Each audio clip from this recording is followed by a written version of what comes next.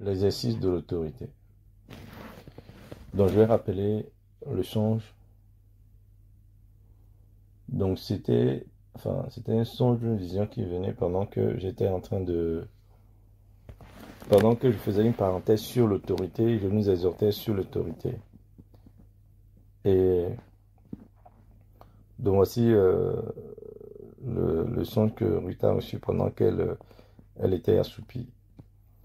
J'étais avec un groupe d'apprentis à marcher dans un endroit semblable à une école où il y a plusieurs salles et où on doit monter des escaliers. On écoutait audiblement l'exhortation d'Aman sur l'autorité en montant les escaliers et en visitant les salles qui comportent des chiffres de niveau de classe 1, 2, 3. Donc il y a les salles, il y a plusieurs chiffres à chaque salle. À un moment donné, avec le groupe, on s'est réunis dans une classe 1. Lorsqu'on entend Ama dire qu'il faut invoquer la lumière pour prendre autorité, puis lorsqu'Ama a enchaîné sur le fait de prendre autorité en s'adressant directement à l'ennemi, le niveau de classe changeait seul de niveau et les chiffres de ce niveau ne faisaient que changer comme un compteur qui tourne rapidement. Je résume simplement la chose pour qu'on puisse garder une image. Parce que ce songe nous dit en fait ce que nous donne une directive, nous donne une instruction sur comment faire pour grandir dans l'autorité. Quoi faire? Quel exercice pratiquer? Parce que là, on était à l'école. Quel exercice spirituel pratiquer pour grandir dans l'autorité? C'est important. C'est important de comprendre ceci. Que la grâce nous apporte plusieurs choses. La grâce nous permet d'adorer le Seigneur. La grâce nous permet de louer le Seigneur. La grâce nous permet de connaître le Seigneur. La grâce nous permet d'exercer l'autorité du Seigneur. La grâce nous permet même d'avoir l'autorité sur la nature. Maintenant, chaque bénédiction de la grâce demande un développement, un exercice ou un développement pour pouvoir atteindre, grandir à l'égard de ces bénédictions-là. Donc, l'exercice spirituel qui me permet de grandir dans l'adoration, c'est différent de l'exercice spirituel qui me permet de grandir dans l'autorité. C'est différent de l'exercice spirituel qui me permet de grandir dans la connaissance. Alléluia. Il y a pour chaque bénédiction, pour chaque grâce divine, pour chaque fruit, il y a un exercice spirituel qui permet d'atteindre ce fruit-là. Et si nous ne comprenons pas ça, nous allons être fanatiques, nous allons être des gens qui ont un pied très long, mais des bras très courts. Nous allons avoir des gens qui ont des yeux très éclairés, mais qui n'ont pas de mains, qui n'ont pas de bras. Dieu veut que nous soyons complets, et pour cela, il faut que nous grandissons à différents égards. Grandir à différents égards veut dire faire des exercices à différents égards. Celui qui va au sport et qui veut développer son biceps, les exercices physiques qu'il va faire va être différent de quelqu'un qui veut développer son souffle. Nous devons être intelligents pour comprendre ces choses-là. Parce que malheureusement, Satan enferme les chrétiens dans la même manière de prier. Tu peux être le plus grand adorateur, adoratrice. Tu peux prier, les anges descendent ici. Mais il y aura des choses qui vont toujours résister dans ta vie. Parce qu'il y a des choses qui ne partiront pas l'autorité.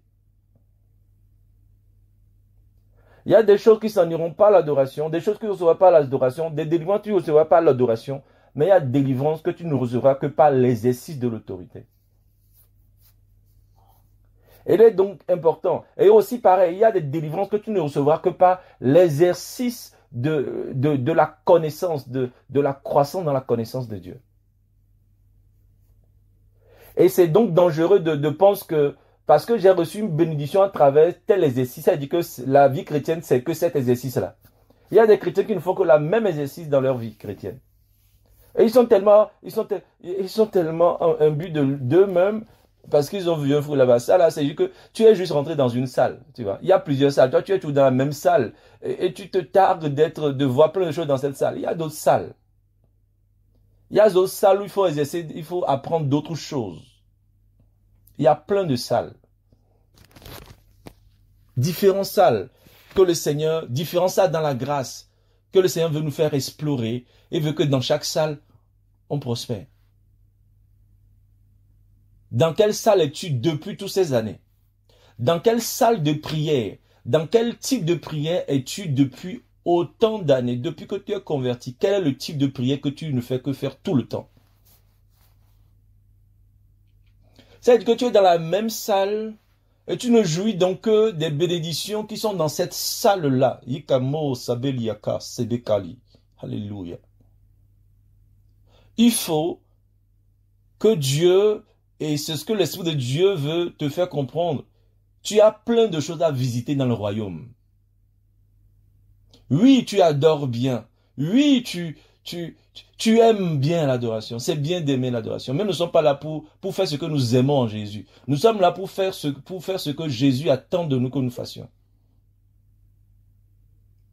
Il y a des gens qui ils ne font que chanter, disent, moi j'aime chanter le Seigneur. Oui, tu aimes chanter, mais tu n'es pas là pour faire ce que tu aimes faire. Tu es là pour faire ce que Dieu a disposé pour toi, ce que Dieu t'a donné. Tu dois parcourir les différentes étapes que Dieu veut que tu parcours. Nous devons apprendre à sortir de notre zone de confort spirituel pour aller explorer d'autres zones de confort, pour aller explorer d'autres zones de challenge et les maîtriser également. Tu maîtrises la louange, tu maîtrises l'adoration. Qu'en est-il de l'autorité? Donc, tout ça pour introduire qu'il y a différentes salles, il y a différentes choses à explorer dans le royaume. Mais encore une fois, il faut comprendre et ne pas se bloquer à un seul endroit.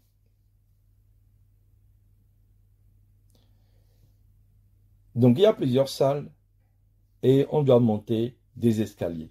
Monter des escaliers, c'est d'aller étape, passer d'un palier à un autre. Un palier à un autre. Est-ce que toi, tu montes les paliers? Tu montes les paliers, même dans la salle, dans là où tu es. Dans l'adoration, est-ce que tu montes les paliers?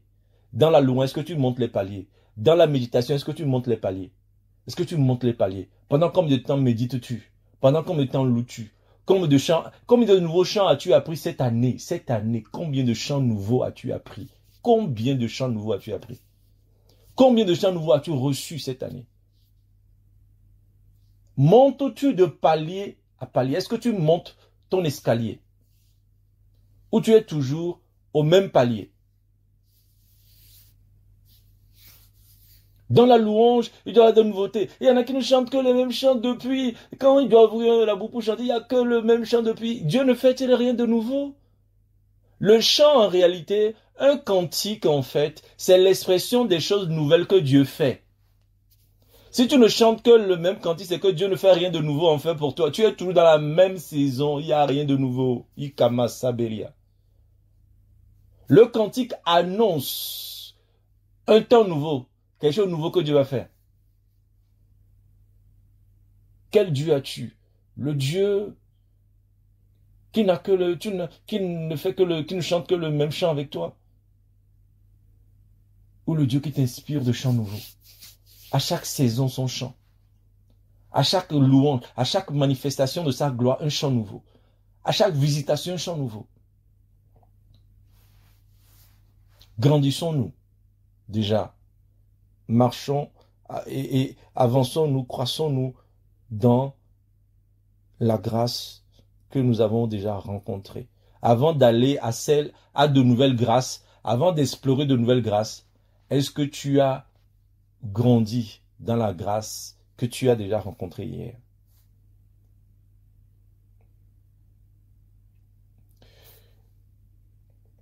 Ensuite,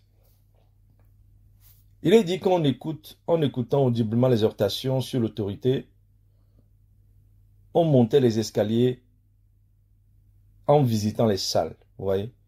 Quand vous montez, il y a plein de choses à explorer dans l'esprit en fait. Et les choses que nous explorons ont différents niveaux. C'est ça les chiffres. Il y a le chiffre 1, le chiffre 2, le chiffre 3.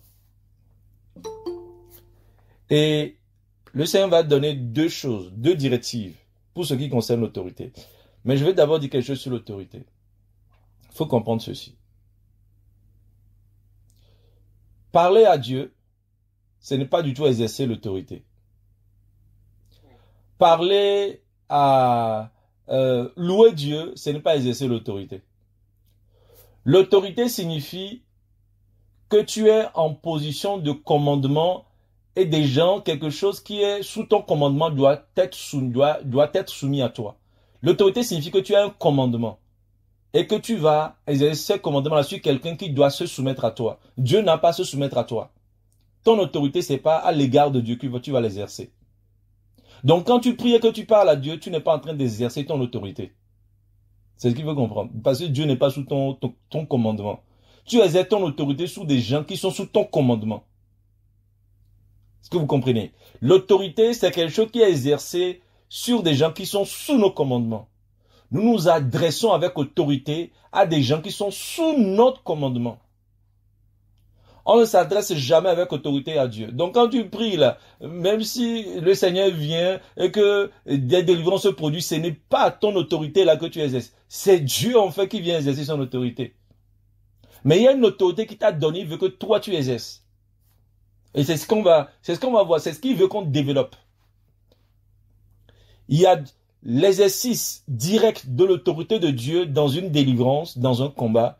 Mais il y a l'exercice de l'autorité de Dieu à travers toi dans un combat. À travers l'autorité qui t'a délégué. Et c'est sur ça qu'il veut que nous faisions des exercices. Il nous explique l'exercice qu'il a à faire pour grandir dans cette autorité-là.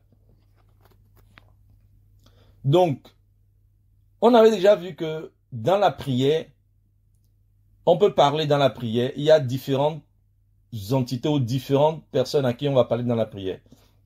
On peut parler à Dieu dans la prière. On peut parler à Satan ou au royaume des ténèbres dans la prière.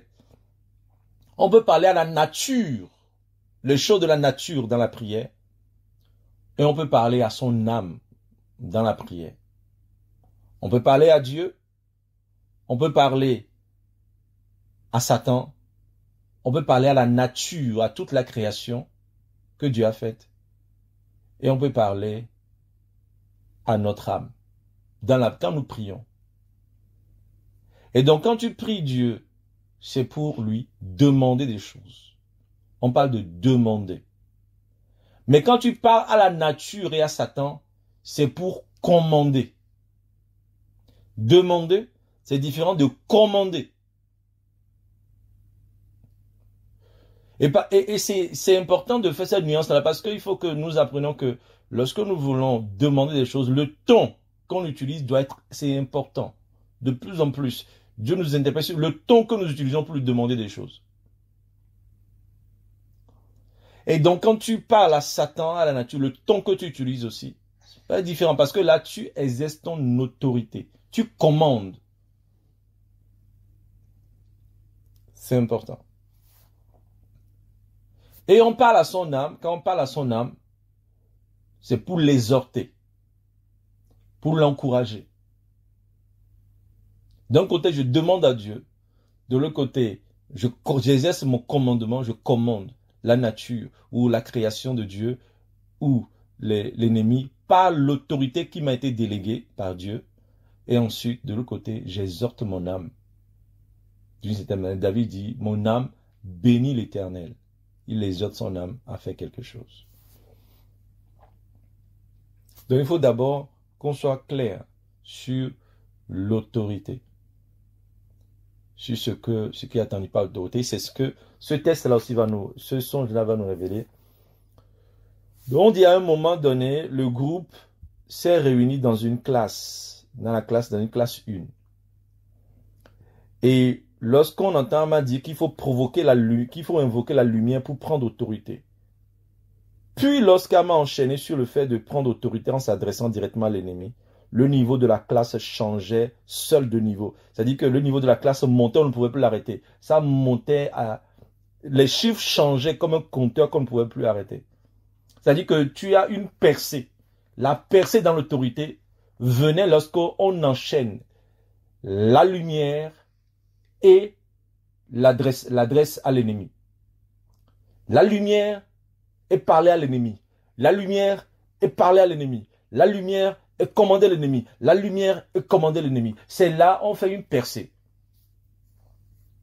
Quand tu as ces deux choses, important la lumière, parce que beaucoup de personnes prient sans lumière.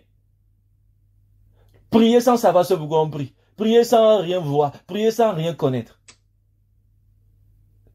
Si tu veux faire une percée dans l'exercice de l'autorité, tu dois d'abord avoir accès à la lumière et ensuite commander ce que tu vois.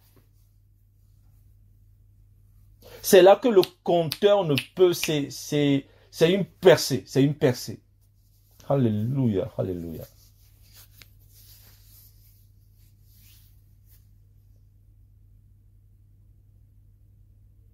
Invoquer la lumière.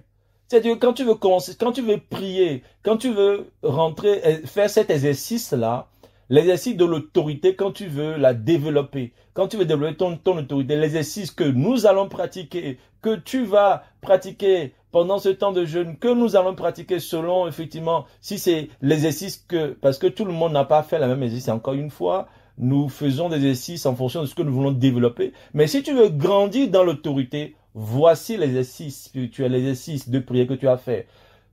Prie la lumière de Dieu afin qu'il t'ouvre les yeux, afin qu'il te montre des choses. Ensuite, prends autorité, commande ce que tu vois. Apprends à commander, apprends à parler à l'ennemi. Apprends à parler, à commander ce que tu vois. À apprendre à détruire ou à confronter ce que tu vois, ce que la lumière te montre. Est-ce que vous voyez la clé? Vous voyez comment Dieu est précis dans ses révélations. Il nous donne les deux clés pour grandir dans l'autorité. L'autorité commence par la lumière et elle s'achève par le commandement. Tu vois, tu commandes. Tu vois, tu commandes. Selon que tu vois, tu commandes. Mais le commandement a besoin d'intelligence. Alléluia. Parce que tu ne sais pas quel ordre donner. Ton commandement, tu vas, malgré ce que tu vois en fait, ça va pas fonctionner. Tu vas tâtonner, tu vas dire des choses, mais parce que tu ne dis pas les choses qu'il faut. Tu n'as pas la parole qu'il faut pour commander. On commande avec la parole. Mais quelle parole as-tu? Donc celui qui veut grandir indirectement doit être quelqu'un qui connaît la parole. Pour comprendre ce que la lumière te montre. D'ailleurs, quand on dit la lumière, mais la lumière, c'est pas seulement d'avoir des visions, c'est de comprendre la vision qu'on a eue. C'est d'avoir le discernement, la sagesse sur la vision qu'on a eue. C'est ça la lumière. La lumière vient avec la sagesse. Et donc avec cette lumière-là, nous pouvons maintenant commander efficacement parce que nous comprenons ce que nous voyons et nous savons où se trouve la force de l'ennemi que nous avons en face. Nous pouvons donc le dépouiller de sa force. Parce que le premier but du commandement, de la guerre spirituelle, du combat spirituel, c'est de dépouiller l'adversaire. Dépouiller l'adversaire. Pour dépouiller quelqu'un, le dépouiller, c'est le dépouiller de sa puissance. Mais tu ne peux pas dépouiller quelqu'un de sa puissance si tu ne sais pas où se trouve sa puissance. En fait, plus tu sais là où se trouve sa puissance, plus tu seras efficace dans ton dépouillement. Vous voyez? Mais pour ça, il faut de l'intelligence. Il faut de l'intelligence. Donc, invoquer la lumière, s'adresser directement à l'ennemi. C'est là les exercices que nous avons à faire. Et chaque soldat, chaque enfant de Dieu qui veut grandir dans ces choses-là, doit le pratiquer. Tu dois prier Dieu, chercher jusqu'à ce que les sens de tes sens-là d'accès au monde spirituel soient débloqués pour que tu puisses avoir accès à la lumière. D'accord? Oui, Catherine.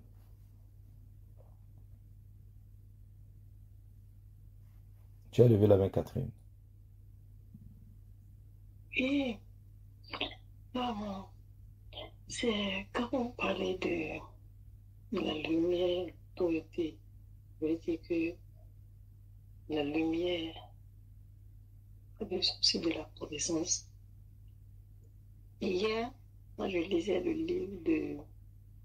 Quand on a fait la lecture ensemble, là, quand j'ai continué, je lisais.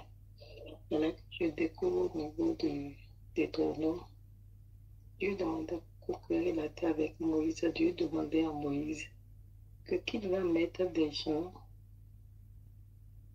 qu'ils choisissent des gens intelligents parmi les peuples, des gens intelligents, des gens sages, des gens connus. Que ces gens-là qu'il va mettre devant. Je dis, waouh, Seigneur, j'ai prié pour demander, Seigneur, que je sois, que je donne ta sagesse, mon intelligence, que je sois connu. Mais là, je dis, c'est quelle connaissance je dois connaître pour moi? Et sur ce point, j'ai dit que bon, je me suis rappelé du verset en j'ai dit qu'il faut que je partage. Merci. Dieu est merveilleux. Là, quand tu parles de Deutéronome chapitre 1er, c'est ce texte-là que je voulais lire avec nous pour continuer. Deutéronome chapitre 1er. Deutéronome chapitre 1er. On va prendre ce texte-là. Parce que les gens, justement, dont tu parles, à qui il a été demandé de choisir pour être devant du peuple, on va leur déléguer une autorité. Et nous allons voir comment le fonctionnement de la délégation d'autorité fonctionne dans ce texte-là. Deutéronome chapitre 1er. À partir du verset 13.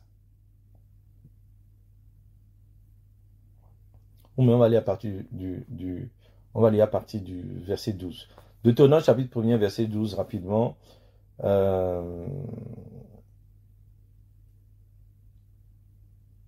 Quelqu'un peut lire jusqu'au verset 17. Deutéronome chapitre 1er, verset 12 au verset 17. Deutéronome chapitre 1er, verset 12 au verset 17. Comment porterai-je à moi seul votre charge, votre fardeau et vos contestations? Prenez dans vos tribus des hommes sages, intelligents et connus, et je les mettrai à votre tête. Vous me répondîtes en disant, ce que tu proposes de faire est une bonne chose. Je pris alors les chefs de vos tribus, des hommes sages et connus, et je les mis à votre tête comme chef de 1000, chef de 100, chef de 50, chef de 10, et comme ayant autorité dans vos tribus.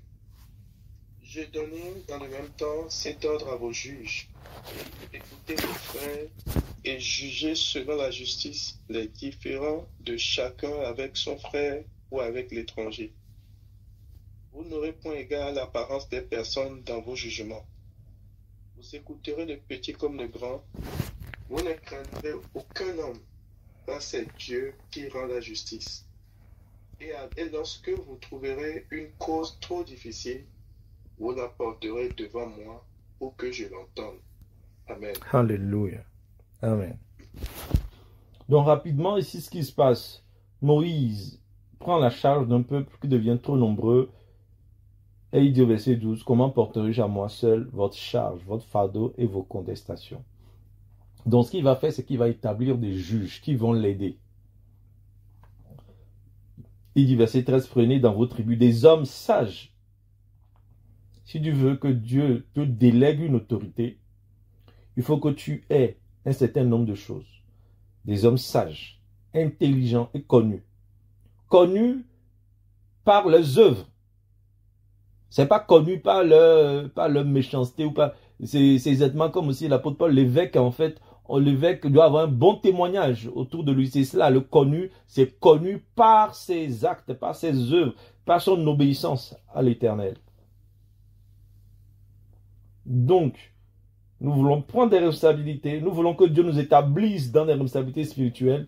Il faut donc que, en fait, nous ayons un certain nombre de sagesse, nous manifestons un certain nombre d'intelligence et que nous soyons connus par nos œuvres. Et même spirituellement, j'ai envie de dire que spirituellement, on connaisse nos œuvres, enfin, que l'ennemi connaisse nos œuvres. Et je les mettrai à votre tête. Vous me répondis en disant, ce que tu proposes de faire est une bonne chose. Je prie alors, verset 15, les chefs de vos tribus, les hommes sages et connus, et je les mis à votre tête comme chef de 1000, chef de 100, chef de 50 et chef de 10, et comme ayant autorité dans vos tribus. Comme ayant autorité dans vos tribus. Donc, Moïse, c'est lui qui avait l'autorité. C'est lui qui a reçu l'autorité de Dieu. Maintenant, cette autorité-là, il va la distribuer, il va la déléguer à plusieurs personnes. Plusieurs personnes, on va voir là aussi que toutes ces différentes personnes-là, ils ont différents degrés d'autorité. Alléluia. On va parler tout à l'heure de différentes classes. Il y a que la niveau 1, 2, 3, 4. Les classes ne sont pas les mêmes. Nous avons l'autorité, mais pas le même niveau d'autorité. Alléluia. Il y a des autorités de classe 1, des autorités de classe 2, des autorités de classe 3, etc. Et là, on dit que Moïse va choisir des hommes, pas un seul homme. Il a choisi plusieurs hommes à qui il a donné l'autorité sur 10 personnes, d'autres l'autorité sur 50 personnes, d'autres l'autorité sur 100 personnes. Donc, il a établi des chefs de 1000, des chefs de 100, des chefs de 50, des chefs de 10. Et chacun a une autorité, donc, sur un groupe donné. Il faut accepter et comprendre que tout le monde n'a pas la même autorité dans le Seigneur et tout le monde n'a pas le même niveau d'autorité, n'est pas établi, on va dire, dans le même niveau d'autorité. Et donc, mais chacun a reçu une autorité donnée. Chacun doit exercer une autorité à un niveau, à son niveau, au niveau où il est. D'abord sur sa propre vie. Tu es d'abord chef de une personne, c'est ta vie. Tu as établi chef spirituel là, de ta vie, où tu dois toi-même exercer l'autorité pour ce qui concerne ta vie. L'autorité, une autorité que Jésus t'a déléguée pour que tu puisses libérer ta vie, que tu puisses contrôler, défendre ta vie spirituelle. Et donc il va choisir ces chefs-là comme ayant autorité dans votre tribu. Et ensuite il va dire ceci, au verset 16. Vous n'aurez point égard à l'apparence des personnes dans vos jugements. Vous écouterez le petit comme le grand. Vous ne craindrez aucun homme, car c'est Dieu qui rend justice. Et il dit, c'est cette partie qui m'intéresse, qui est intéressante et importante à discerner. Il dit, et lorsque vous trouverez une cause trop difficile, vous la porterez devant moi pour que je l'entende. Donc, quand, dans la délégation de cette autorité-là, Moïse est conscient. Moïse dit d'abord qu'il va arriver peut-être des affaires, des confrontations, des sujets qui seront trop difficiles pour vous. Et c'est dans ce cas-là que vous m'amènerez ce sujet-là. Alléluia. Mais dans les autres cas, vous avez reçu l'autorité pour trancher, pour juger. Et ce que vous trancherez sera exécuté. C'est ce qui doit être accepté. Je ne reviendrai pas moi pour défaire ce que vous avez, lié. Je ne viendrai pas moi pour lier ce que vous avez défait. Non, je vous ai délégué l'autorité, vous exercez l'autorité, et c'est quand il y a des choses qui sont trop élevées pour vous, c'est ça que vous remontez vers moi. Si vous comprenez comment fonctionne la délégation d'autorité. Quand on te délègue une autorité, ça veut dire qu'on te délègue de faire tout ce qui est en ton pouvoir, tout ce que tu peux faire. Mais s'il arrive qu'il y a des choses qui te dépassent, là tu peux retourner vers celui qui t'a délégué l'autorité, lui dire, chef ou seigneur, il y a telle personne qui me résiste, il y a tel ennemi qui me résiste, il y a telle opposition qui me résiste. J'exerce mon autorité, mais il ne veut pas se soumettre. Parce que comme dans la vie, dans le monde spirituel, il y a des rebelles. Il y a des gens qui n'aiment pas se soumettre à certains niveaux d'autorité. Et donc pour cela, pour les rebelles, pour les esprits qui ne veulent pas se soumettre à ton autorité, tu peux remonter au Seigneur et dire, c'est là où tu appelles le Seigneur. Seigneur, regarde, cette entité-là, cet ennemi-là, j'exerce mon autorité, il me résiste. Seigneur, interviens. Interviens et manifeste ta puissance contre lui. Manifeste ton jugement. Manifeste ton châtiment. Manifeste le Seigneur contre lui. Il faut que nous apprenions à exercer. On avait déjà vu ça. Hein. Ce que je dis là, on avait déjà vu ça en début d'année. Mais on le redit. Il y a l'usage du jeu au nom de Jésus et l'usage de Seigneur, tu fais ceci. C'est-à-dire qu'il y a mon autorité que j'exerce au nom de Jésus. Et là, je m'adresse à l'ennemi au nom de Jésus, je te chasse. Au nom de Jésus, je te disperse ou je vous disperse. Là, tu parles par je au nom de Jésus. Et tu peux aussi, quand tu vois qu'il y a des choses qui te dépassent, c'est là où tu vas vers le Seigneur et tu dis, Seigneur, regarde ceci, fais telle chose, Seigneur, interviens de telle manière, Seigneur. Il y a ces deux exercices de l'autorité. L'exercice de l'autorité à travers le jeu et l'exercice de l'autorité à travers le Seigneur fait. Mais nous, les chrétiens sont habitués à oh Seigneur fait, oh Seigneur fait, oh Seigneur fait, oh Seigneur fait. Ils n'exercent jamais leur autorité, jamais l'usage du jeu, jamais l'autorité. Parle directement à l'ennemi. Arrête de t'adresser tout le temps à Dieu. Il t'a délégué une autorité, c'est pour l'exercer contre l'ennemi. Alléluia. Parle. Apprends à parler directement à l'ennemi. Apprends à lui parler directement. Parce que tant que tu ne vas pas commencez pas à exercer ton autorité, tu seras toujours en proie à l'ennemi. Tu seras toujours en proie à l'ennemi. Et si Dieu dit ça, c'est parce qu'il y a beaucoup qui continuent. Il y en a que ça perturbe. Hein. Il y en a ça perturbe beaucoup. Pour prier là au nom de Dieu, ça les perturbe. Enfin, ils n'arrivent pas. C'est comme si... Et ça là, c'est une influence démoniaque.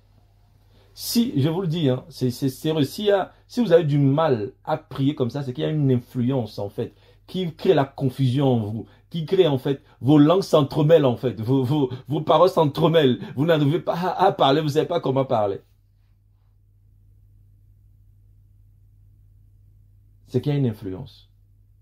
Et si vous voulez délivrer cette influence-là, vous devez commencer à exercer l'autorité petit à petit. Consciemment. Consciemment. C'est-à-dire quand vous levez, vous priez, vous dites, je vais faire cet exercice-là. Je vais prier. Là, je me lève. C'est pour m'exercer à l'exercice de l'autorité. Je veux pour m'exercer à l'autorité. Je veux m'exercer à mon autorité. Il faut que je grandisse dans l'exercice de l'autorité. Il faut que je grandisse. Il faut que je grandisse. Si nous comprenons.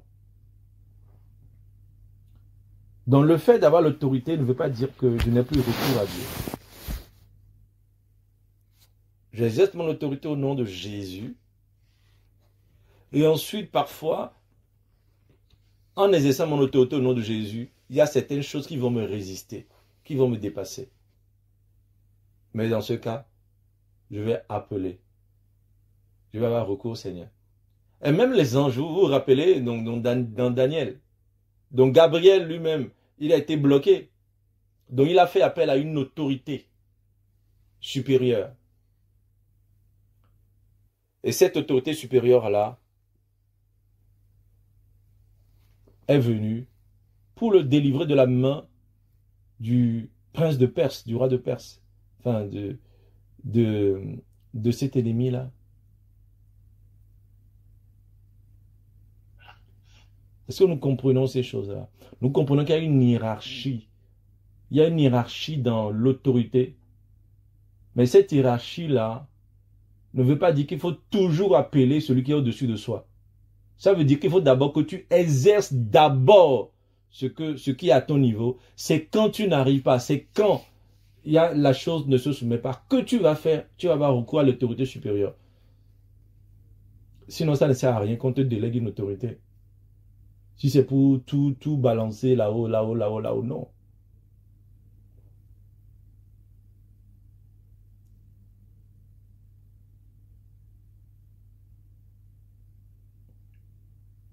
Alléluia.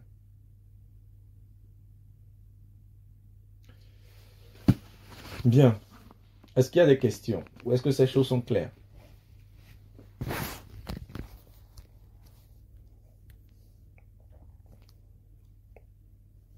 Ou est-ce qu'il y a des gens qui ont du mal avec cette autorité-là? Oui, Hassan.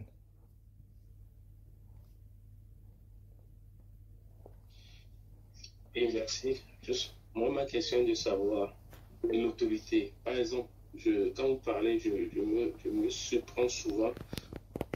Je suis autorité fournée du Père. Donc, avant de déclarer quelque chose, je prononce toujours la parole. Je reçois autorité venant du Père avant de commencer par déclarer.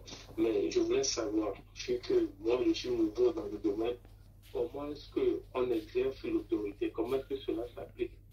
Quelles sont les thématiques à suivre pour pouvoir essayer de bien exercer son autorité?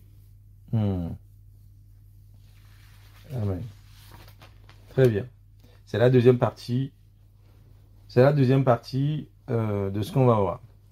Mais comme tu le dis, je comprends quand tu dis que tu annonces d'abord celui que tu es. Tu précises d'abord que tu es une autorité qui vient de Dieu, etc. Donc c'est quelque chose qui a du sens. Seulement, enfin je dis seulement, mais c'est parce que à un moment donné, tu vas voir que tu n'as plus besoin de te présenter. D'accord? Quand les gens ne te connaissent pas, tu te présentes à des gens qui ne te connaissent pas. Mais quand les gens connaissent ton autorité ou reconnaissent ton autorité, tu n'as plus besoin de te présenter. Donc aujourd'hui, en fait, tu essaies d'affirmer ton autorité en disant « Je suis une autorité venue du Père ». Tu rappelles sur quelle base tu veux exercer ton autorité. Oui, il faut le rappeler. Quand l'ennemi ne te connaît pas, quand tu n'as pas une notoriété spirituelle, tu rappelles sur quelle base tu viens exercer ton autorité. C'est comme un policier, tu arrêtes quelqu'un, on ne veut pas reconnaître qui tu es, on ne veut pas reconnaître ton autorité, ben tu sors ton badge, je suis cette telle ou telle autorité. Mais si on te reconnaît déjà, tu n'as pas besoin de sortir ton badge ou de justifier ou de démontrer ça. Donc, mais quand tu démarres, effectivement, faut faire connaître aux gens que oui, tu viens pas cette autorité-là. Et petit à petit, tu vas voir que finalement, c'est eux-mêmes qui te diront, oui, on sait qui tu es, Arsène, on sait qui tu es, c'est pas la peine de te présenter. Tu vois. Eux-mêmes, ils te diront, on sait qui tu es, c'est pas la peine. Et là, c'est que tu n'as plus besoin à chaque fois de te présenter. Mais, quand tu es devant, il peut arriver que tu es devant certaines entités, même après tellement de temps, on n'est pas connu par tout le monde, hein, spirituellement. Parfois, tu vas être devant certaines entités qui ne te connaissent pas. Et donc, tu peux toujours te présenter. Donc, se présenter spirituellement, voilà, c'est pas un non-sens. D'accord? C'est pas un non-sens.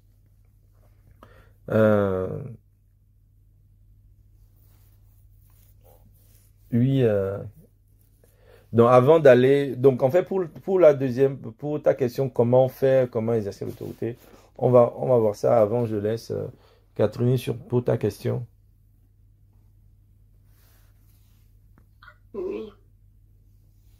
C'est par rapport à je ne sais pas si c'est fait de ces séances, parce que ne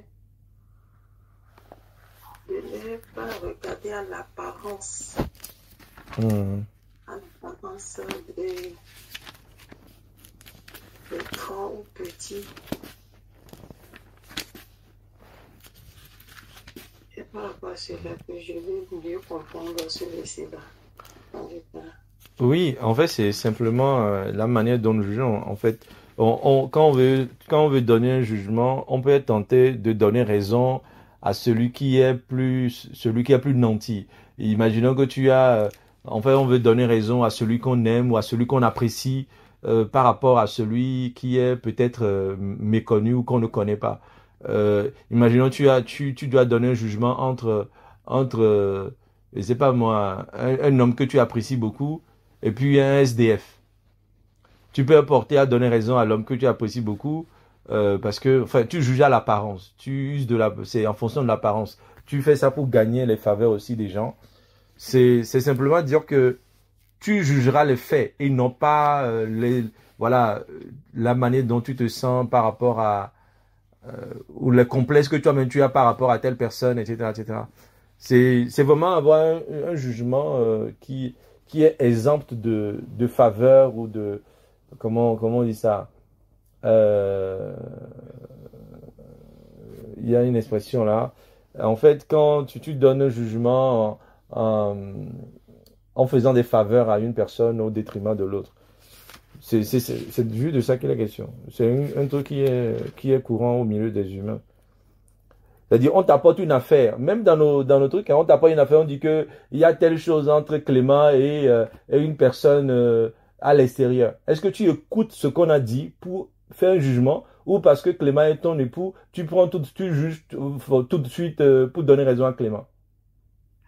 On dit qu'il y a une affaire entre tes parents et puis le voisin. Est-ce que tu écoutes ce qu'on a dit? Est-ce que tu écoutes les faits pour juger selon les faits? Ou parce que c'est tes parents, tu prends tout de suite position, tu juges en fait, tu condamnes le voisin. C'est en fait, un enfant de Dieu ne juge pas comme ça, un enfant de Dieu, il juge les faits. Il juge sur la vérité. Et non pas parce que celui-ci est mon père, celui-ci est ma tante, celui-ci est mon mari, celui-ci est ma femme. Non, on dit la vérité.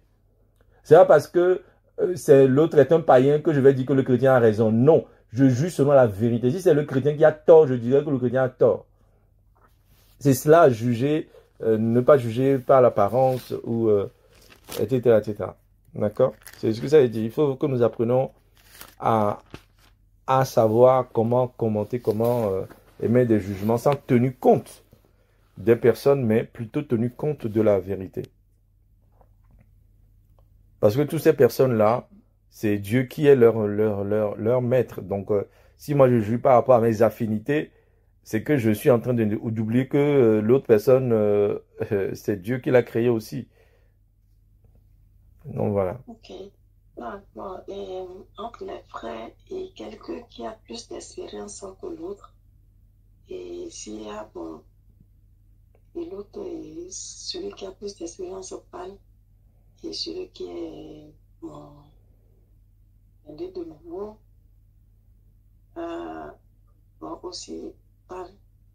Là, des fois aussi, on a tendance à plus rabattre sur quelqu'un l'autre qui est déjà. Oui, c'est ça. Donc, c'est exactement ça. Tu as bien compris, du coup, le sujet. C'est bien ça. Parce que les chrétiens, on donne toujours raison aux plus âgés ou aux aînés. On ne cherche plus à discerner la vérité. On donne automatiquement raison à celui qui est aîné. C'est pas comme ça. Dieu ne juge pas comme ça. Quand il dit le petit et le grand, c'est ça. Et tu as un ancien et un petit qui sont en conflit, ben, il faut juger selon la vérité.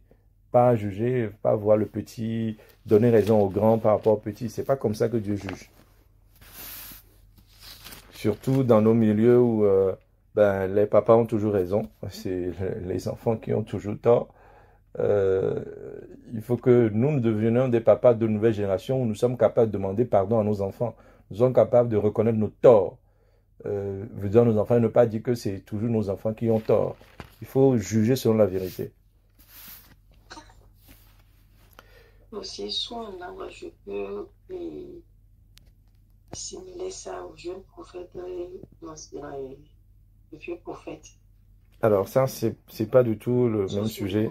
C'est pas du tout le même sujet. Ça n'a pas à voir à faire au jugement. Ce sujet a à voir à faire à l'obéissance stricte à la volonté de Dieu, à ce que Dieu nous donne comme instruction. Mais c'est pas un sujet de jugement. D'accord? Ok, ça marche. Bien. On va prendre Ésaïe 54 rapidement. Ésaïe chapitre 54.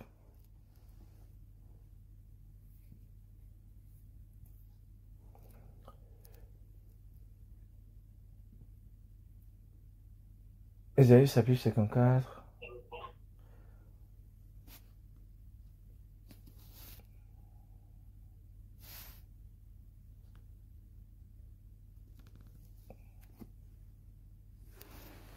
À partir du verset 15. Verset 15 à 17.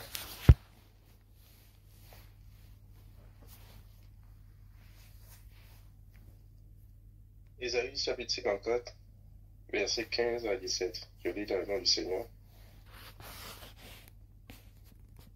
Si l'on forme des complots, cela ne viendra pas de moi. Quiconque se liguera contre toi tombera sous ton pouvoir. Voici, j'ai créé l'ouvrier qui souffle le charbon au feu et qui fabrique une arme par son travail. Mais j'ai créé aussi le destructeur pour le briser. Toute arme forgée contre toi sera sans effet, et toute langue qui s'élèvera en justice contre toi, tu la condamneras. Tel est l'héritage des serviteurs de l'Éternel, tel est le salut qui leur viendra de moi, dit l'Éternel. Amen. Amen. Tel est l'héritage des serviteurs de l'Éternel. On dit héritage, c'est-à-dire que c'est quelque chose qui est disponible, que Dieu a mis à disposition de ses serviteurs. Donc cet héritage-là appartient à tous les serviteurs de l'Éternel. Quiconque sait l'Éternel rentre dans cet héritage-là, reçoit cet héritage-là. Est-ce que vous comprenez? On dit c'est un héritage. Donc tous ceux qui sont serviteurs de l'Éternel jouissent de cet héritage-là, ou ont à disposition cet héritage-là. Mais un héritage, il faut l'utiliser. Si tu peux avoir un héritage, mais si tu n'as pas connaissance de cet héritage-là, ou que tu ne t'intéresses pas à cet héritage-là, ou que tu ne souhaites pas utiliser cet héritage-là, ça ne te servira à rien. Mais on nous dit ici qu'il y a un héritage qu'on va regarder tout à l'heure. Cet héritage-là est l'héritage des serviteurs de l'Éternel. Et ce n'est pas tout. Il dit, tel est le salut qui leur viendra de moi. Salut veut dire délivrance. C'est-à-dire qu'il y a des délivrances, un type de délivrance qui vient de l'Éternel. Cette délivrance-là viendra seulement quand toi tu condamneras et quand toi les choses tomberont, tu exerceras ton autorité. Il dit, tel est le salut, telle est la délivrance qui leur viendra de moi. C'est-à-dire qu'on dit Dieu délivre, mais par quel mécanisme Dieu délivre-t-il? Nous devons comprendre par quel mécanisme Dieu délivre. Nous devons comprendre de quelle manière, par quel moyen, par quel chemin, par quelle pratique Dieu délivre-t-il. Ici, il nous montre un mécanisme par lequel il délivre. Il dit, la manière dont je délivre mes serviteurs, en fait, c'est que je leur donne un pouvoir pour qu'ils condamnent ceux qui veulent les détruire. C'est que je leur donne un pouvoir pour qu'ils assujettissent ceux qui les combattent. C'est que je leur donne un pouvoir pour qu'ils détruisent les armes de l'ennemi. Est-ce que vous voyez la manière dont la chose fonctionne? Il explique ici une des manières dont il délivre. Il dit, le salut qui leur viendra de moi, la délivrance qui leur viendra de moi, c'est pas que je viendrai directement, en fait, détruire le complot de leurs ennemis. C'est pas que je viendrai directement condamner les paroles qui les condamnent. Mais c'est que je leur donnerai une autorité. Et eux, ils vont exercer cette autorité-là. Alléluia. Kalema be sabelelia. Yiko mabele. Donc, ça dit que si tu n'as pas compris ça, en fait, tu vas attendre longtemps que l'Éternel te délivre. Oh Dieu, délivre-moi. Oh Dieu, délivre-moi. Oh Dieu, délivre-moi. Mais l'Éternel te dit, en fait, ma manière de délivrer, c'est que je te donne un bâton à toi de prendre ce bâton et de frapper ce qui est en train de vouloir te mordre. La délégation de l'autorité. Pourquoi Dieu est-il entré dans son repos? Il est rentré dans son repos parce qu'il a tout délégué maintenant à l'homme. Il faut que l'homme exerce son pouvoir. Dieu veut être dans le repos et voir ses enfants dirigés, ses enfants gouvernés. Mais nous sommes là toujours en train de sortir Dieu de son repos, le sortir de son repos, le sortir de son repos. Parce qu'on ne veut pas faire notre travail. Alléluia, mes amis. Il faut que Dieu soit dans son repos et que son peuple prenne la relève et gouverne les choses.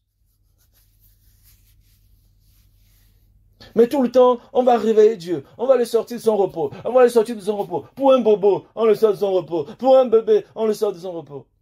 Mais à quoi nous sert-il? Respectons le repos du Seigneur aussi. Il nous a tout fait. Il a tout créé. Il a tout donné. Et il nous a délégué maintenant les clés de la gestion de cette autorité-là.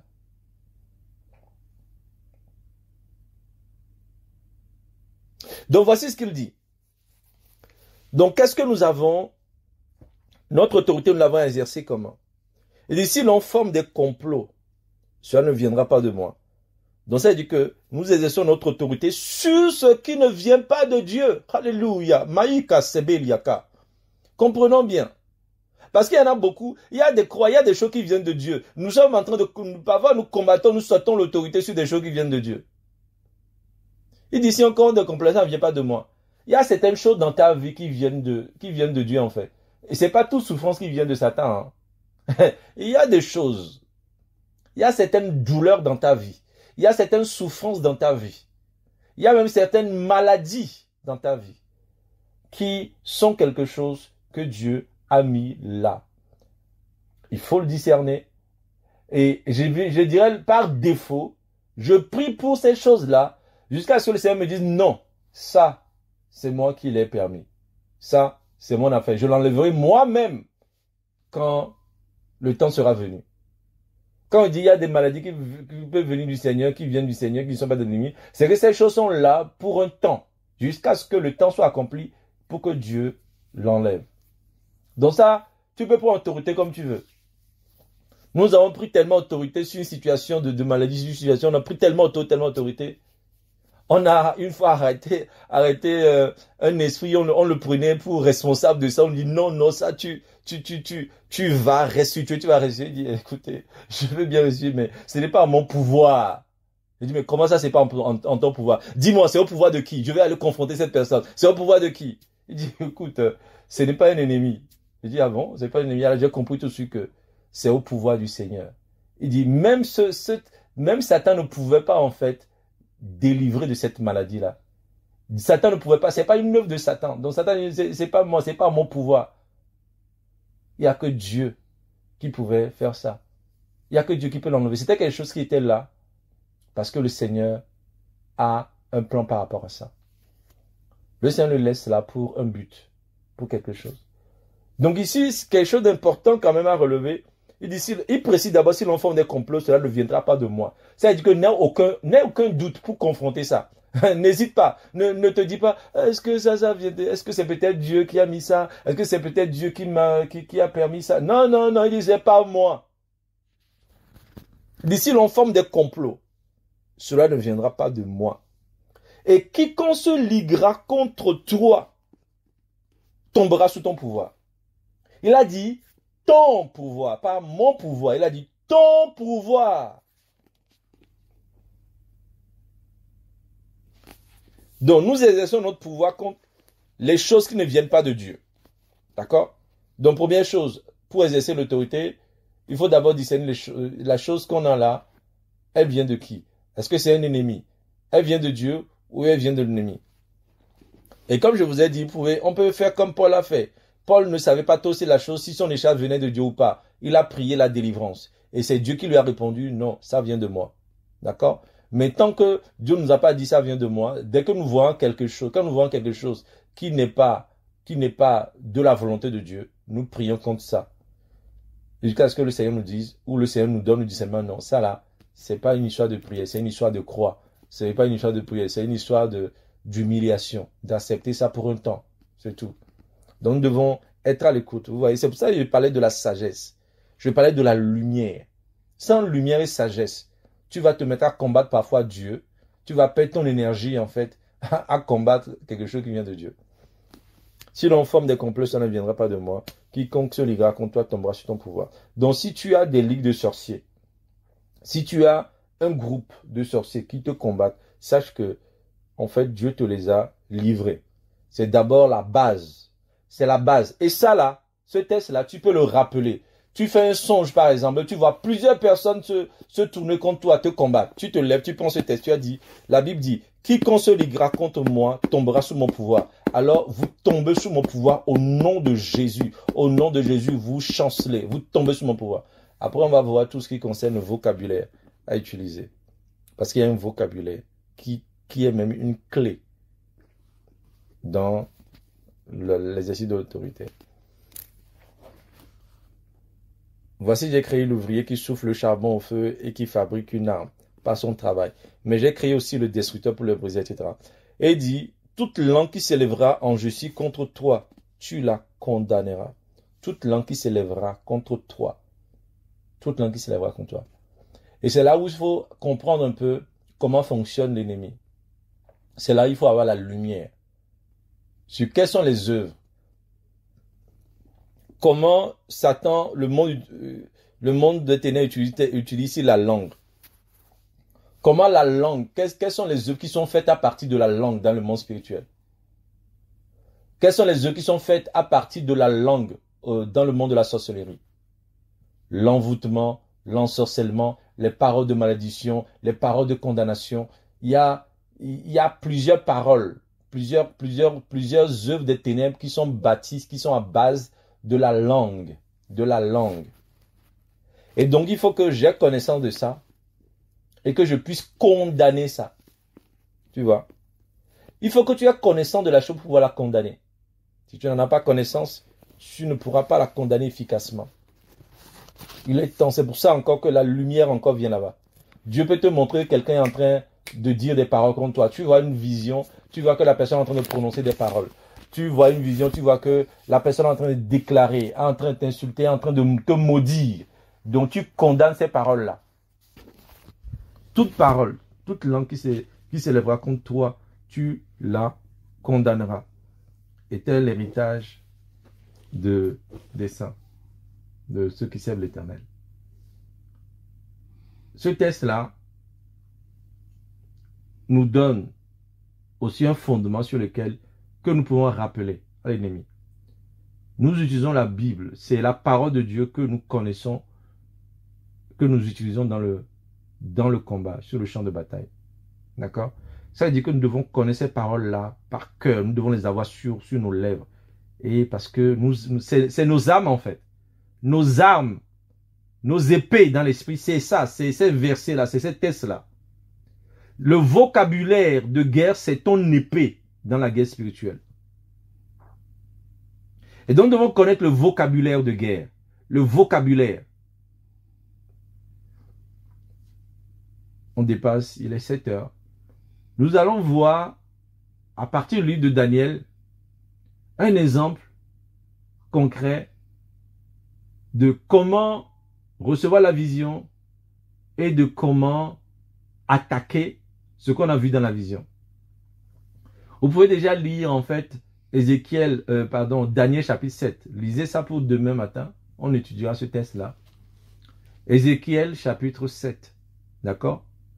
Et quand vous lisez, faites attention. Regardez bien ce qui est décrit sur les animaux que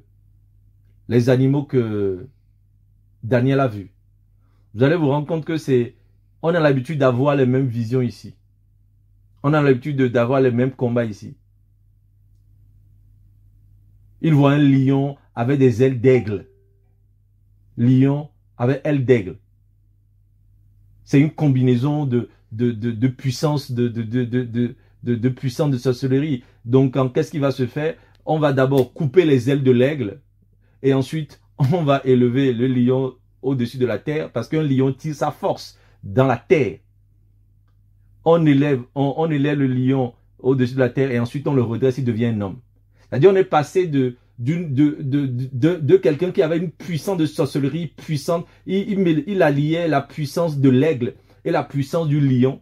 Mais pour le combattre, en fait, on va d'abord le dépouiller de ses ailes. On va d'abord lui enlever les ailes d'aigle. Ensuite, on va le lever de la terre pour qu'il pèse sa puissance de lion. Et on va le redresser comme un homme. Et on lui donne un cœur d'homme. C'est extraordinaire de voir, en fait, de voir comment les choses que nous vivons, les choses que Dieu nous montre, de voir à quel point ces choses sont réelles, sont bibliques. Donc, lisez Daniel 7, étudions Daniel 7, et on va en parler la prochaine fois. Et on va tirer des leçons sur le vocabulaire qui a été utilisé là-bas, le vocabulaire de guerre qui a été utilisé, et on va voir comment on va tirer des leçons, en fait, pour faire la guerre, pour faire le combat spirituel dans ce test-là. Oui, Arsène.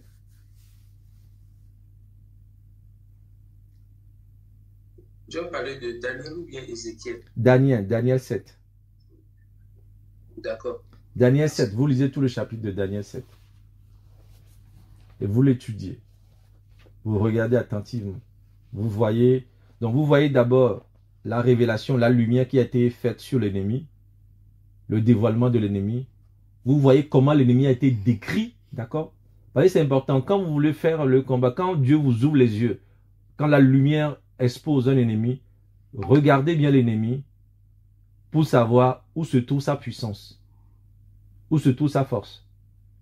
Quand vous voyez une entité, vous voyez l'aile d'aigle, vous voyez le lion, vous savez tout de suite que il y a une puissance d'aigle ici, il y a une puissance de lion ici. Si vous voyez quelque chose dans la vision, vous voyez que la personne ou l'entité a des dents, parce que l'autre entité, ça va être la dernière entité, il avait des dents de fer. Quand vous voyez des dents de fer, vous savez qu'en fait, ces dents-là, c'est ça, sa puissance se trouve là-bas. C'est pas pour rien que c'est en fer. Vous voyez une sirène. Pourquoi une sirène a-t-elle un corps humain, une partie de son corps qui a une queue? C'est que sa puissance se trouve dans sa queue. Il y a sa puissance. La puissance de la sirène se trouve dans sa queue. Et donc, il faut savoir où se trouve la puissance de ton ennemi. Et parce que, comme je le disais, le premier but de la guerre spirituelle, c'est de dépouiller l'ennemi de sa puissance. Une fois qu'il est dépouillé de sa puissance, tu peux faire de lui ce que tu veux. Et c'est pareil ce que Satan fait aussi pour nous. Hein. Satan vient dépouiller les chrétiens de leur puissance. Ensuite, quand il nous a dépouillé de notre puissance, il peut faire ce qu'il veut de nous. Il peut nous amener dans le péché, amener dans ce qu'il veut. C'est parce qu'il nous a dépouillé de notre puissance d'abord. Nous aussi, apprenons à discerner nous surtout la puissance de notre ennemi et dépouillons-le de sa puissance. Donc, exerçons-nous à ces choses-là. Exerçons-nous. Déjà, exerce-toi à parler à l'ennemi. Quand tu identifies des choses, quand tu identifies des problèmes, tu identifies des choses que le Seigneur t'a révélées, tu commences pas à parler contre ces choses. Pas parler contre ces choses. Pas parler contre ces choses. Pas parler contre ces choses. D'accord? Voilà. On va s'arrêter là. Et on continuera parce qu'il faut que tous nous montions de classe. Et comme il est dit, en fait, tu vas percer. Ton compteur, là, en fait, ton niveau de classe, en fait, va monter ça va monter rapidement. Au niveau de l'autorité, hein. Tu peux avoir l'autorité, mais ne pas savoir adorer. Tu peux avoir l'autorité, mais ne pas savoir parler à Dieu. Donc, là, on parle de l'exercice qu'il faut pour grandir dans l'autorité. D'accord? Donc, que le Seigneur nous aide à nous exercer. Donc, chacun a un exercice de maison. Donc, soyons fortifiés et que le Saint-Esprit nous inspire